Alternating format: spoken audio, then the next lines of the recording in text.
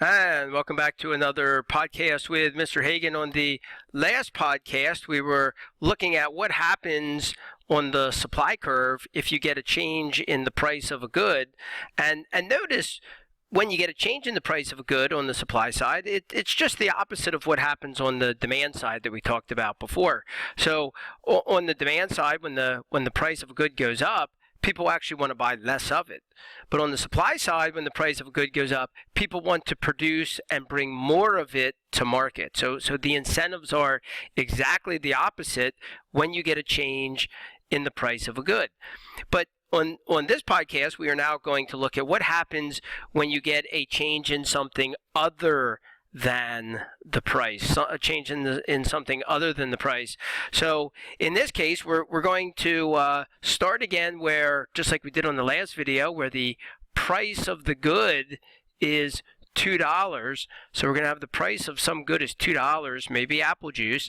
And when the price is $2, producers want to produce and bring 2 units to market. So what I did was I drew another graph over here. This is the same supply curve. When the price is $1, people want to produce 1 unit of the good. That was right here.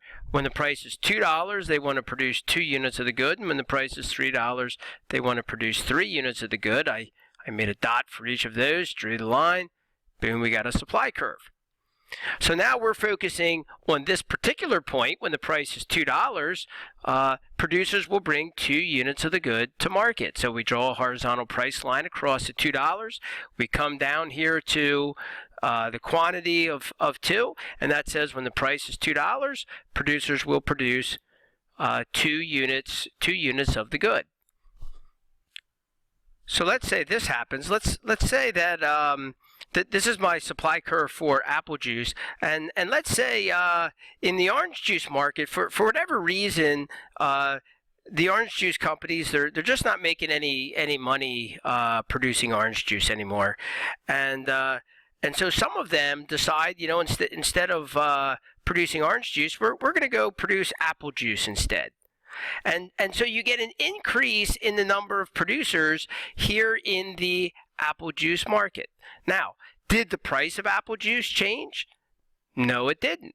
Okay, the price of apple juice did not change. It was something other than the price that changed. So first of all, let's record that. We would say something other than the price. Something other than the price changed. Let me put my change here at the top. So change in something other than price. We had a change in something other than price. So over here, this whole graph is all about what happens when you get a change in the price. But now I'm asking, what if something other than the price changes? So the price of apple juice did not change, but all of a sudden you have all these new producers coming into the market and producing apple juice. So what's that going to mean? Well, let's come back up here to our supply schedule. And I'm going to draw a new quantity here and say, well, what happens now if there's more people producing apple juice than there used to be? Well, when the price of apple juice is $1, people used to produce 1 unit of apple juice, but now we got all these, you have new producers entering the market, so instead of 1 unit of apple juice, now when the price is $1, companies are going to produce 2 units of apple juice. They're going to bring 2 units of apple juice to market. And when the price is $2, instead of bringing 2 to market, they're now going to bring 3 to market. When the price is $3, instead of bringing 3 to market, they're now going to bring 4 to market. That is to say, if there's more people producing apple juice, then at every price, there's going to be more apple juice produced than there was before. And that just kind of makes sense. And so now this becomes my new supply schedule. And so now I have to graph that. This was the supply curve before these other apple juice companies came into the market. But now with the new apple juice companies, now when the price is $1, they'll bring 2 units of apple juice to market. When the price is $2, they'll bring 3 units of apple juice to market. And when the price is $3, they'll now bring 4 units of apple juice to market. So that gives us a new supply curve. I'll call that supply curve 2. Now, again, notice that the price of apple juice did not change. The price of apple juice is still $2. But now when the price is $2, it used to be at the old supply curve that suppliers would bring 2 units to market. But now when the price is $2, now companies will bring 3 units to market. So the price did not change, but there was still an increase in the amount of apple juice brought to market. So what's going on? How do we explain this? Well, we say anytime there's a change in something other than price, that causes us to shift the supply curve. Shift the supply curve. So the supply curve shifted, and that causes a change in what we call supply. That's a change in supply, which I will designate as a capital S. So let's look at the difference between these two graphs.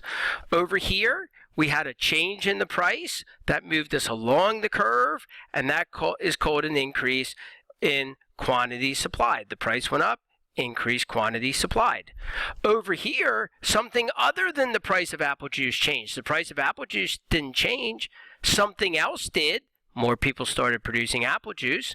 That caused the whole supply curve to shift out to the right, and that caused a production of more apple juice from 2 to 3, but now this is called an increase in supply instead of quantity supplied. So over here where we had a change in the price, the increased production from 2 to 3 was called an increase in quantity supplied. But on the second graph, where we had an increase in production from 2 to 3, but the price did not change, that is called an increase in supply. That is called an increase in supply. So that's the distinction between quantity supplied and supply. We'll talk about this a little bit more on the next video, and then we'll tie it all together and lay out what is called the law of supply. We'll talk about that on our next video. Thanks for joining me. This has been Mr. Hagan. See you on the next podcast.